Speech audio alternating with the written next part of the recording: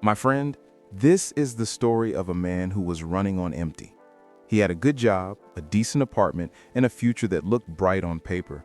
But inside, he'd lost his rhythm, his passion, his fire, until he discovered one simple change. He started going to bed at 10 p.m. every single night. And in just 90 days, his entire world came back into focus. What he did in those quiet evening hours will resonate with you. And it might just be the key to rediscovering the person you've set aside. Before we begin, I have a question for you. What is the one passion you've put on a shelf for someday? Where are you watching this from? Drop a comment below and let me know. And please like and subscribe for more stories that can change your life. In a city buzzing with ambition, there lived a 25-year-old man named Liam. Liam was a junior data analyst for a fast-growing tech startup. His days were a cascade of spreadsheets, data models, and energy drinks, all aimed at optimizing click-through rates and user engagement funnels. His salary was good enough for a modern one-bedroom apartment and the occasional overpriced craft beer. But every evening, he'd return home mentally fried, the glow of his monitor still seared into his retinas. His life outside of work was a predictable loop. Order food on an app, get lost in a vortex of video games and YouTube rabbit holes, and scroll endlessly through social media until his thumb ached. He'd finally pass out around 1:30 a.m., only to be ripped from sleep by his 7:30 a.m. alarm, feeling groggy and completely depleted before the day had even begun. But Liam suffered from something worse than burnout. He was haunted by the ghost of the musician he used to be. Tucked in the corner of his immaculate apartment, leaning against a wall, was a guitar case. Inside was the electric guitar that had been his everything in college.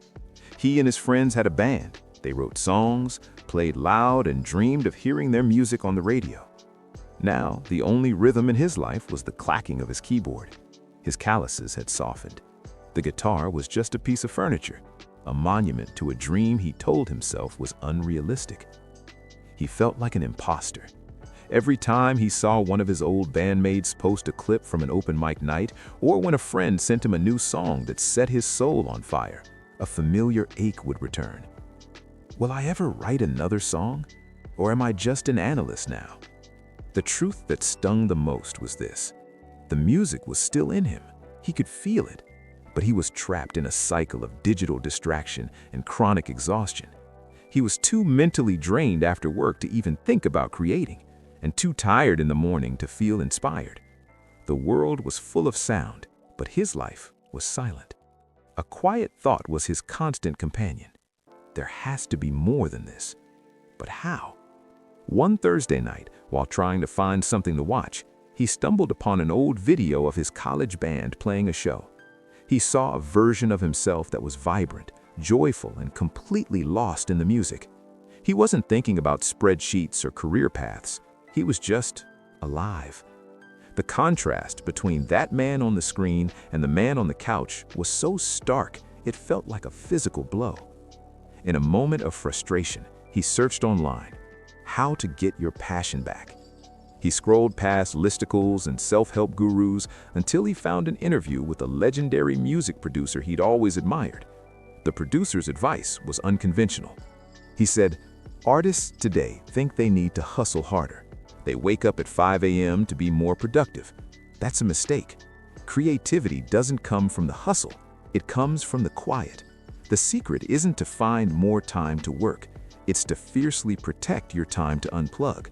My one unbreakable rule for 40 years has been this. At 8 p.m., all screens go off.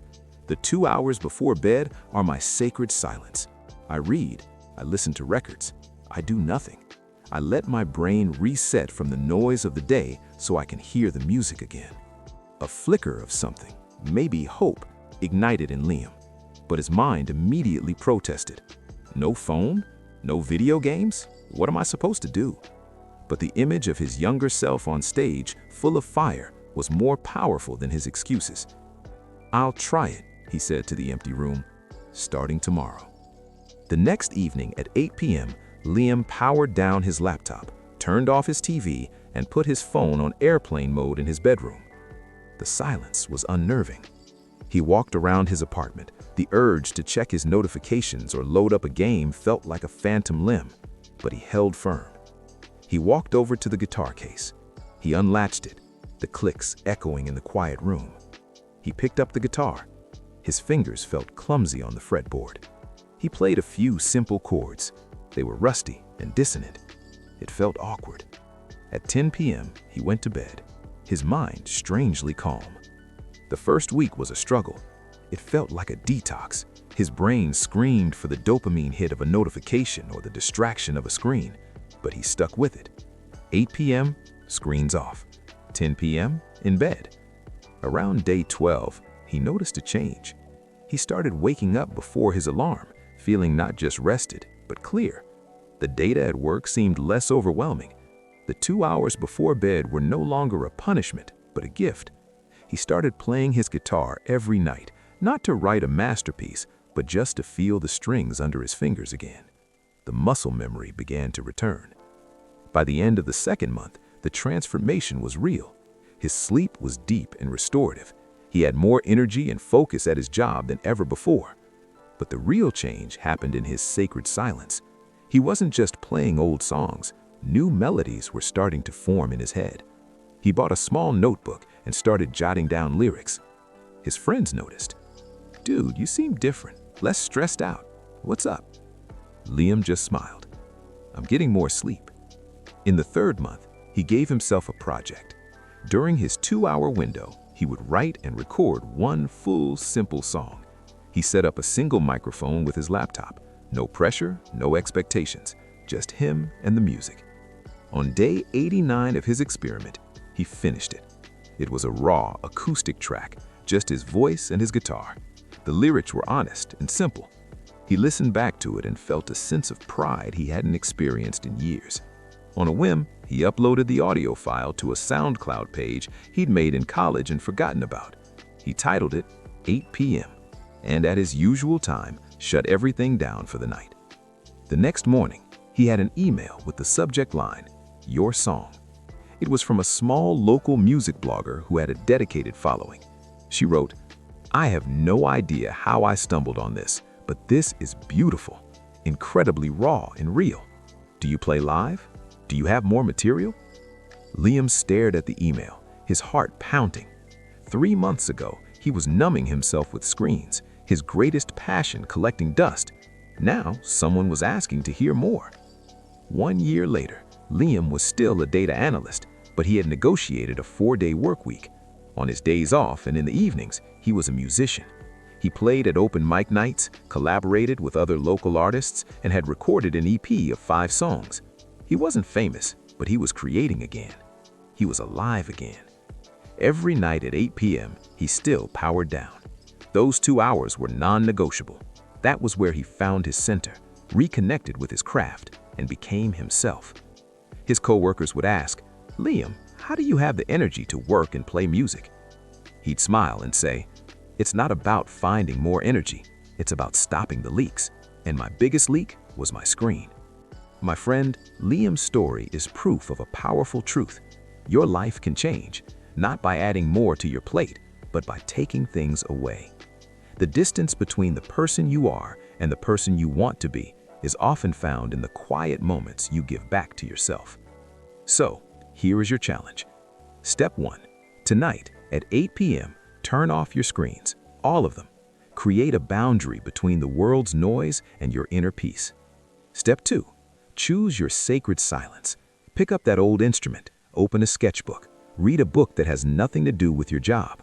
Do something that nourishes you with no goal of productivity. Step 3. Be in bed by 10 p.m. Treat your sleep as the foundation upon which your entire life is built.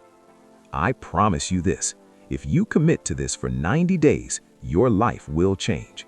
You'll feel sharper, calmer, and more connected to what truly matters. The person you miss, the artist, the writer, the musician, the creator, isn't gone.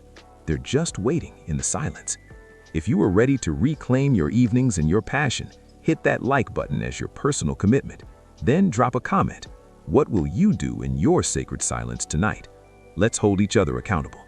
Share this video with someone who feels they've lost their spark. and subscribe to this channel for more stories about the simple habits that create extraordinary lives.